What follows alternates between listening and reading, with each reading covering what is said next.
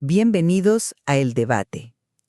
Imagina un Estado que, bajo esta promesa absoluta de proteger a los más vulnerables, funciona exactamente como un Robin Hood a la inversa. O sea, que le quita a los pobres para darle a los ricos. Exacto. Utiliza sus mecanismos institucionales para quitarle a los pobres y, financiar a las élites. Según el análisis de José Luis Cordeiro en su obra El desafío latinoamericano, esta no es una película de ficción, es, digamos, la rigurosa y trágica historia económica de América Latina durante todo el siglo XX. Una historia bastante oscura, por cierto. Muy oscura. Cordeiro nos plantea que perdimos un siglo entero atrapados en sistemas estatistas y mercantilistas. Pero, y aquí está lo interesante, dice que el siglo XXI nos ofrece una ventana de oportunidad inédita. Claro, si logramos derrotar a lo que él llama los hiperenemigos. Y yo estoy aquí para defender que su modelo basado en la educación y la apertura de mercados es la brújula que necesitamos. Y esos hiperenemigos que menciona Cordeiro, la hiperignorancia, la hiperpobreza, la hiperintervención, hipercorrupción y la hiperindiferencia, conforman un diagnóstico que resuena con cualquiera que viva en nuestra región. Yo no le quito mérito a eso. Claro, es muy certero. Sí, totalmente. Pero el problema, y donde creo que esta conversación se va a poner realmente interesante hoy, es analizar si la receta que él propone para curar esta enfermedad es la adecuada. O sea, Cordeiro confía casi ciegamente en una fórmula puramente liberal. Peca de un optimismo que, francamente, bordea la ingenuidad. Porque ignora las dependencias estructurales históricas y asume que el mercado global opera en un vacío de poder. Así que mi postura hoy será cuestionar ese optimismo desde nuestra realidad estructural. Fíjate que yo no lo llamaría ingenuidad para nada. Yo lo veo como un pragmatismo histórico puro y duro. O sea, Cordeiro diseña lo que él llama el modelo SP. Educación, sociedad, economía, política y ecología, ¿cierto? Exactamente. Es un modelo sistémico donde la educación está en el centro absoluto. Y aquí quiero retomar esa idea del Estado que actúa como un Hood Robin, que es lo que explica la hiperintervención del siglo XX. A ver, explícame bien esa mecánica del Hood Robin. Claro, no es solo una frase ingeniosa de Cordeiro, es un mecanismo económico brutal.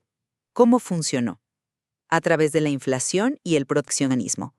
Los gobiernos latinoamericanos imprimieron dinero descontroladamente para financiar burocracias enormes y empresas estatales monopólicas. Esa inflación actuó como el impuesto más regresivo posible. Pulverizó el poder adquisitivo del trabajador informal, cuyos ingresos no se ajustaban.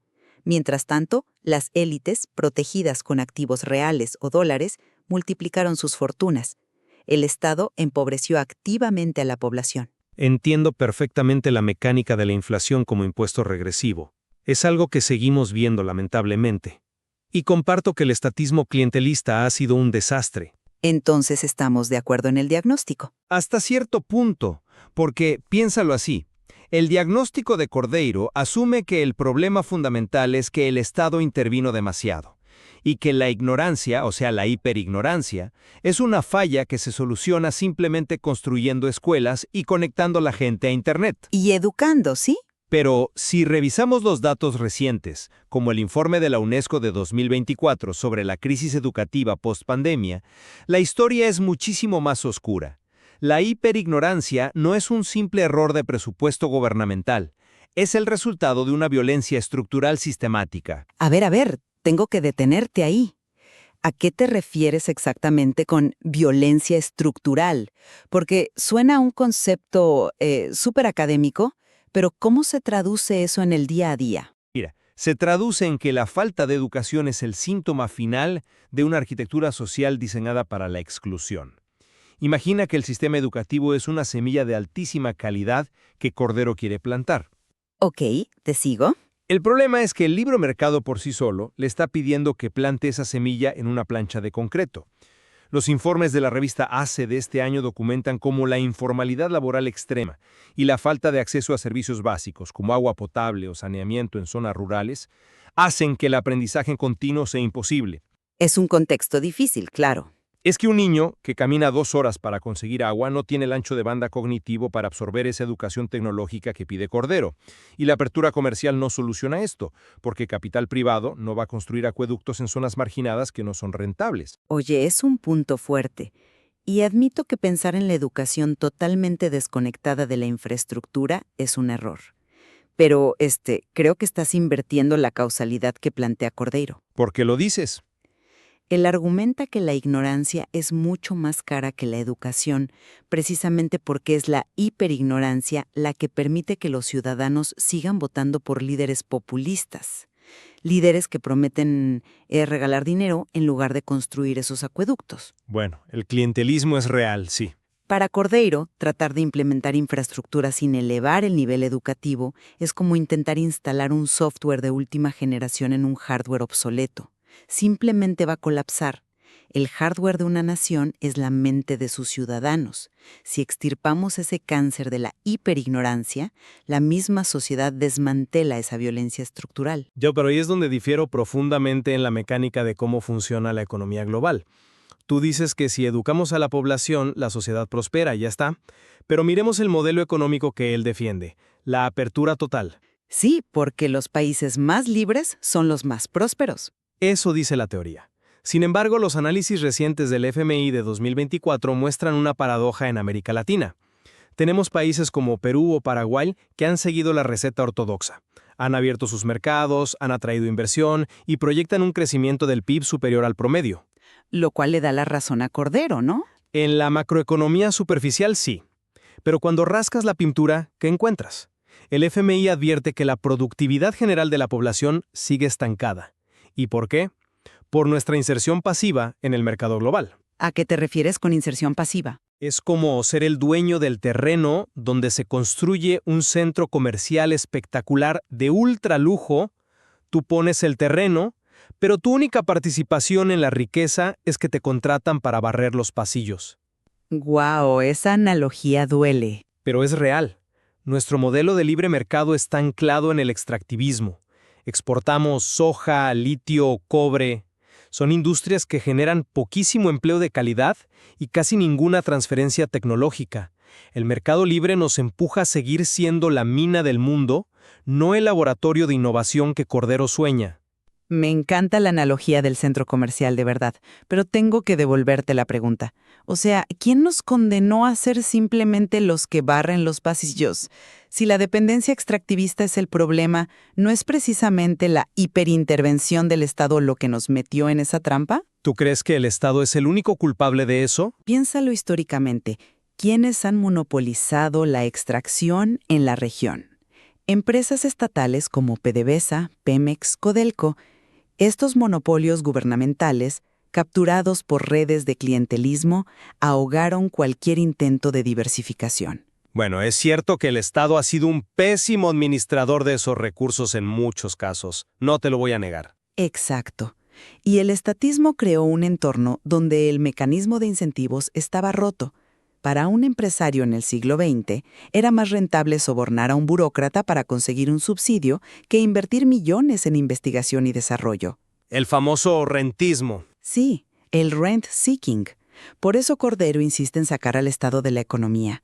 Si tuviéramos mercados verdaderamente abiertos, sin proteccionismo de compadres, el capital humano fluiría hacia la tecnología y los servicios. Romperíamos ese techo de cristal del extractivismo. Esa lógica tiene sentido en un modelo teórico perfecto, claro, pero ignora cómo se mueve el capital financiero global hoy en día. Incluso cuando privatizas los recursos, que fue lo que pasó en los 90, las multinacionales que extraen el litio no instalan sus centros de innovación en Bolivia o Chile. Bueno, instalan algunas cosas, pero... Los instalan en Silicon Valley, extraen el recurso y repatrian las utilidades. El Instituto Tricontinental lo documenta muy bien. Las cadenas de valor globales están diseñadas para mantener la propiedad intelectual en el norte global.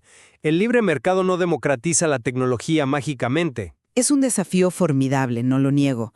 Y Cordeiro tampoco es ciego a la pequeñez de nuestras economías frente a esos gigantes globales. Por eso su propuesta no se queda en abrir países aislados.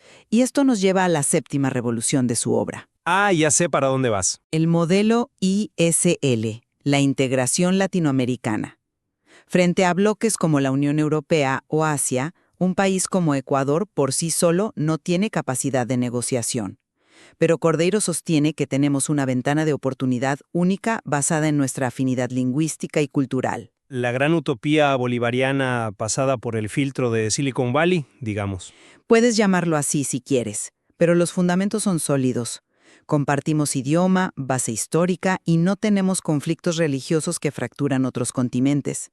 Cordeiro dice que la tecnología moderna puede derribar las barreras geográficas.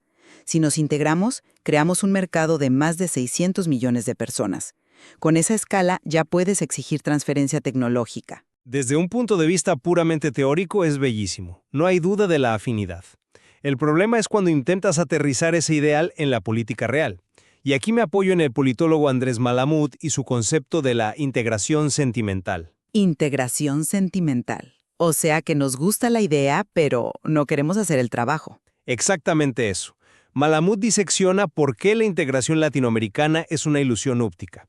Tenemos una proliferación de siglas enorme, Mercosur, CELAC, UNASUR, pero son esencialmente clubes presidenciales. Abundan los abrazos y las fotos en las cumbres, pero carecen de instituciones supranacionales reales. ¿A qué te refieres con instituciones reales aquí? Me refiero a que la integración económica de verdad es un trabajo aburridísimo y políticamente costoso. Implica estandarizar aranceles, unificar normativas y aceptar ceder soberanía legal a un tribunal supranacional. Ningún presidente quiere pagar ese costo. En 2024, la región está más polarizada que nunca. Las democracias están fatigadas. Tienes gobiernos que oscilan entre la extrema derecha y la extrema izquierda cada 4 años. ¿Cómo construyes un mercado común que requiere décadas de certidumbre cuando los presidentes ni se hablan?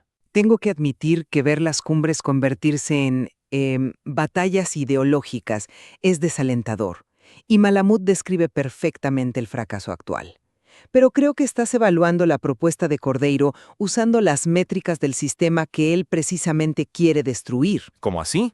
A ver, explícame eso. Me refiero a que esa polarización que paraliza el Mercosur es el producto directo de la hiperignorancia y la hiperintervención que hablamos al principio. Los políticos cierran fronteras porque responden a bases que creen que el proteccionismo salva empleos. Pero son los líderes los que toman la decisión final. Sí, pero Cordeiro argumenta que la integración no va a nacer de un decreto presidencial. Es un proceso que empieza con la P del modelo SP, la política moldeada por la sociedad, empoderada por la educación. La conectividad digital forzará a las nuevas generaciones a exigir una integración pragmática, dejando el populismo sin piso. Es una visión muy esperanzadora, pero sigo viendo un cortocircuito. Confiar en que el comercio digital por sí solo va a desarmar las maquinarias clientelistas es subestimar el status quo. En nuestra región, el poder no cede ante el sentido común económico, cede ante la presión estructurada. Por eso la receta liberal se queda corta, sin reformas que redistribuyan el poder. Bueno, estamos llegando a una bifurcación fascinante en cómo leemos el futuro de la región a través de Cordeiro. Si tuviera que sintetizar mi postura, mantengo mi convicción de que su diagnóstico sigue siendo nuestra mejor hoja de ruta.